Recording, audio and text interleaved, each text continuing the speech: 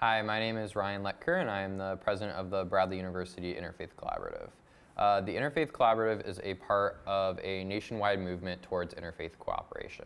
So we believe that people of different faith backgrounds and secular backgrounds should come together, interact with one another, learn about each other, and work towards positive change.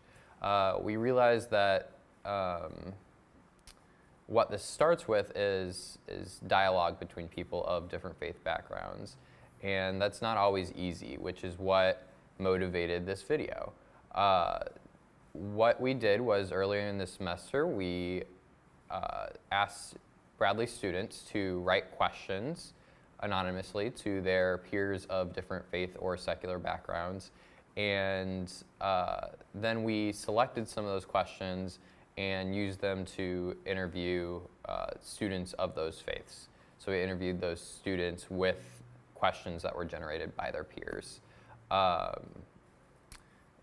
It is important to note that these perspectives that are shared in this video are just a glimpse into some of the traditions, some of the practices, some of the beliefs of one person of that faith, and that other people within that tradition might feel that their views are not represented by that person's perspective.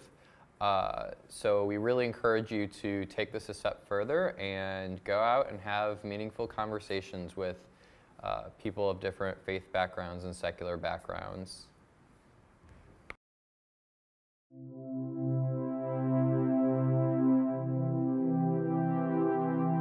My name is Courtney, and I identify as an atheist. My name is Noah, and I identify as being Jewish. My name is Alison Walsh, and I am unaffiliated. My name is Atika, and I identify as a Muslim. My name is Ronan Singh Khalsa, and I identify as a Sikh. My name is Rasagna. I'm identified as a Hindu. My name is Annie, and I identify as a Roman Catholic. My name is Lacey Majors, and I identify as a Christian. Yeah, I felt very comfortable at Bradley. I really liked the interfaith group and felt like I had a community, a religious community with the interfaith group. I don't really put much thought into it. There are, I guess, more religious people here than there were in my high school, but that hasn't really affected my behavior, my involvement or anything. I obviously stand out on campus, but I'm Sikh. I have a turban, I have long hair, so everybody's like, okay, that's Ronan. He's got the thing on his head, turban. He's a cool guy. I personally don't know any other Muslims here except for maybe one or two, but besides that, I feel just like everyday student here. I feel very welcome. I've never had anyone say anything negative about my religion. Pretty easy for me coming here and just being able to find that Christian community that I was looking for. I feel very excited every day, and it's good. Catholicism is one of the religions that's more widely accepted because I think that there's probably a good amount more people who are Catholic on campus. And we have the Newman Center, and so I think that kind of helps alleviate any feelings you might have.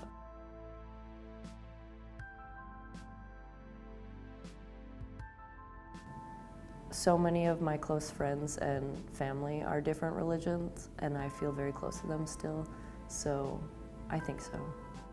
I would. It's not something that I personally have put too much thought into, but my ex was Catholic, so not something I've worried about. My parents are an interfaith marriage. So my dad is a Sikh, and my mom is Catholic. So that's cool because they get along well, and we both. I celebrate Christmas, being my mom's Catholic, but I go to Gurdwara, which is Sikh church, on Sundays. If I love that person enough, maybe, but I prefer if they were in my faith, but I don't know what the future holds for me, honestly. I'm actually currently in a relationship with someone who is non-Jewish.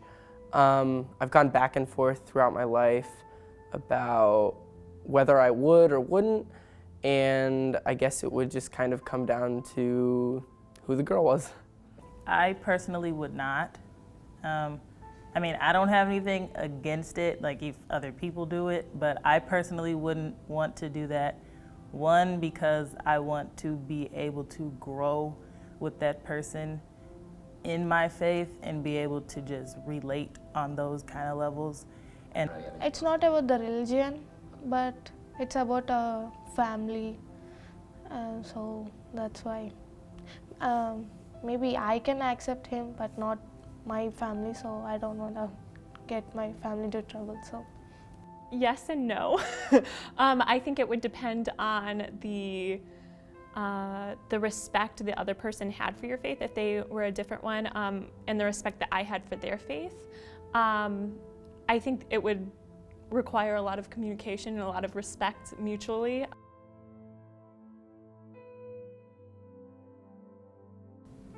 For me, it's not important what happens in the afterlife because I don't think we'd be able to, first of all, know what's going to happen.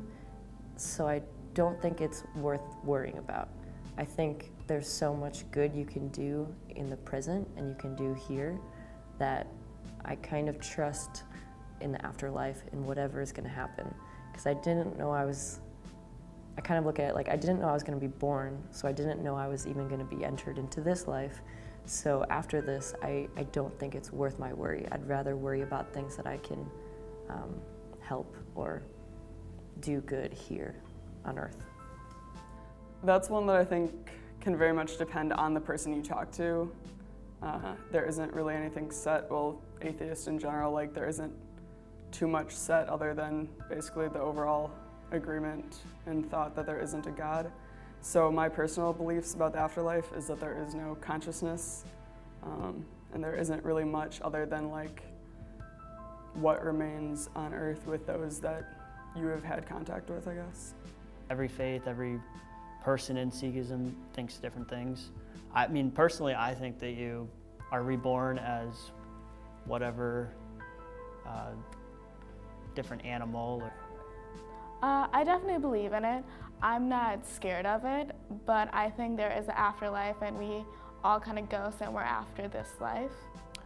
I don't have many opinions about the afterlife, although I've thought about it before. I believe that it exists. I believe in heaven and hell, and that if you accept Jesus Christ as your Lord and Savior, that you will go to heaven, but if you choose not to, that you will go to hell. I don't have any idea. So I believe that that there is a heaven, that there is a hell, and then also that there's purgatory. Purgatory, I guess, is like the period in between. So like heaven's like, usually you go straight there if you're like a saint or something. Hell if you're like a really bad person, but most average people would be going to purgatory as a time of like reflection on like what your life was like.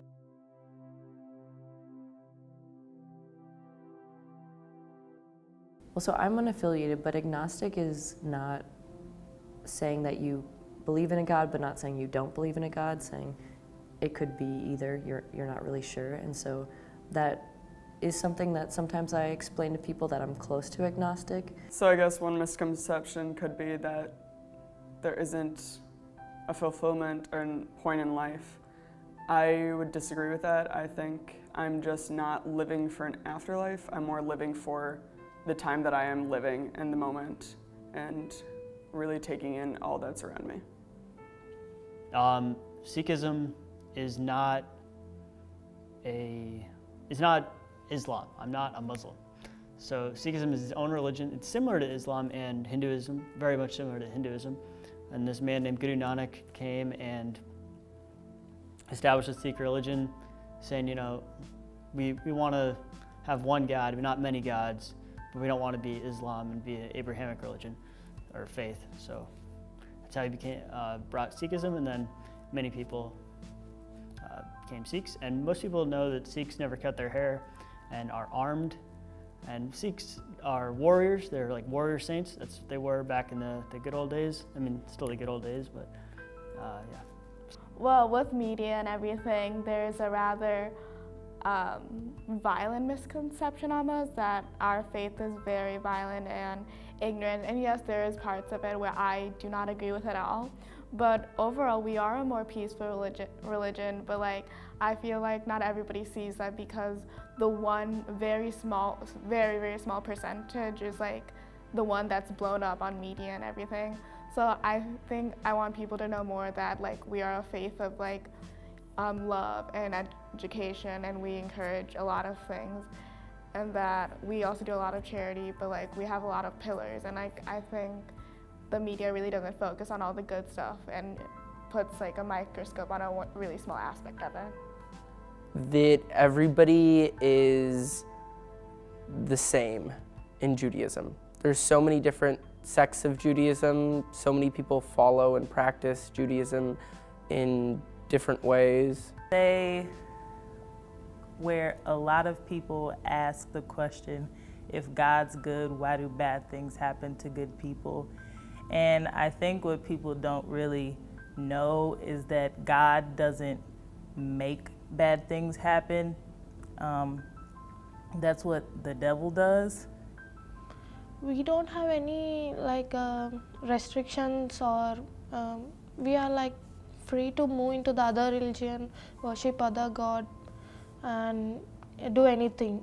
We are not like bound in a boundary that we cannot do that, all these things. Many people feel that we have many restrictions and we will not do anything, so that's the misconception. That the Catholic Church is not like pro-woman. I think that can be misconstrued with like abortion and like how that's a very hefty topic that the church takes a strong stance on. And it really is very pro-woman, and I think people don't see that because a lot of the leaders are male, because in the Bible, in the papacy and all that, you have to be a male to be a priest, that type of thing. But women have a very different and very unique job in that they can be sisters, they can be mothers, they can do all of these things that men are doing as well. And I think it can just kind of be misconstrued as not pro-women, but it is.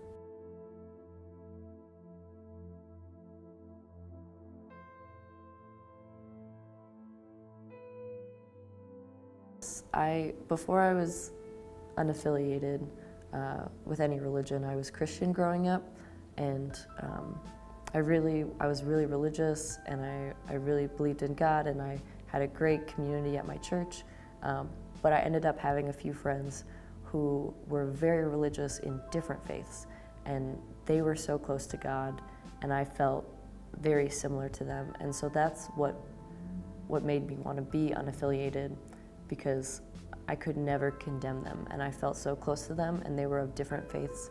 So the only way I could reason it was to become unaffiliated and, in a way, celebrate what all religions have to offer.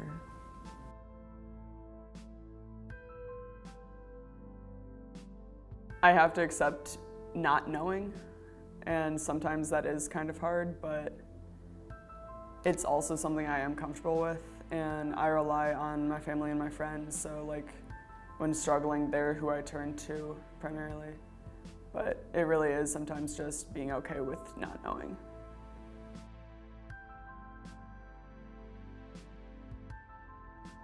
So a turban is basically to keep your hair clean. The whole point of having long hair is out of respect for God, to never cut your hair. So I've never cut my hair. I wear a turban to keep my hair clean, keep it organized. And you cover your head out of respect for God also, because like your aura, you don't want your aura to like go everywhere. It's got to be like contained. So I have my turban, contain my aura.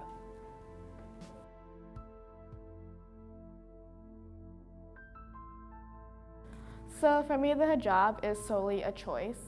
It is a choice that I choose not to take part of, but I have both friends and family who do wear hijabs, and they're just like me.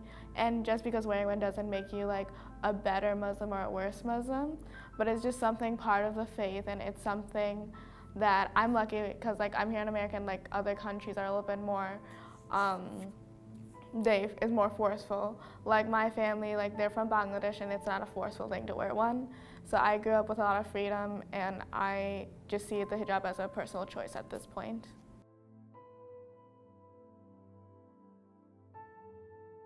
Like, how can some people be Jewish but not believe in God or believe in a lot of the Jewish laws? And I think that's kind of unique to Judaism because Judaism is not only a religion but a culture.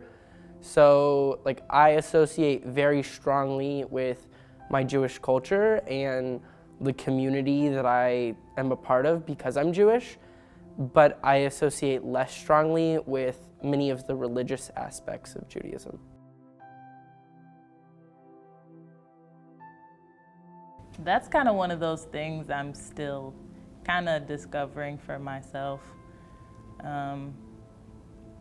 Just because God knows it doesn't mean that you shouldn't still like desire it or like seek out an answer. It's like one of those relationship developmental type of things where because communication with God is very important being a Christian, so that just kind of conversation is important.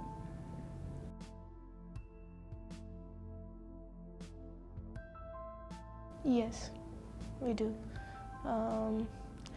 In India, we have like friends from different religions, so we will pray gods on their festivals, and they will pray our gods on our festivals. So we will pray, and we will go to their their worshipping places, and we used to do that.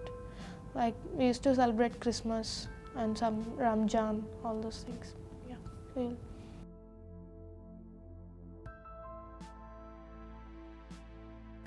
It might just be like the way that I've grown up and the way that my values are and the way that I want my life to be, but I'm not sure if that's affected or not. But to me, it seems like I get my fulfillment through my faith, through God, through what He has planned for me. And it's not so much that He's like prohibiting what I can do, He's making it much greater. He's making it something that I feel like my life can make a difference in someone else's. And I feel like if I didn't have my faith, I wouldn't necessarily believe that. My name is Allison Walsh, and I am unaffiliated. My name is Courtney. I identify as an atheist, and I am a Bradley student. My name is Ronan St. Kelsa. I identify as a Sikh, and I'm a Bradley student. My name is Atika. I identify as Muslim and I am a Bradley student. My name is Noah. I identify as being Jewish, and I'm a proud Bradley student. My name is Lacey Majors. I identify as a Christian, and I am a Bradley student. My name is Sasagna. I'm identified as a Hindu, and I'm from Bradley University. My name's Annie. I identify as Roman Catholic and I am a Bradley student.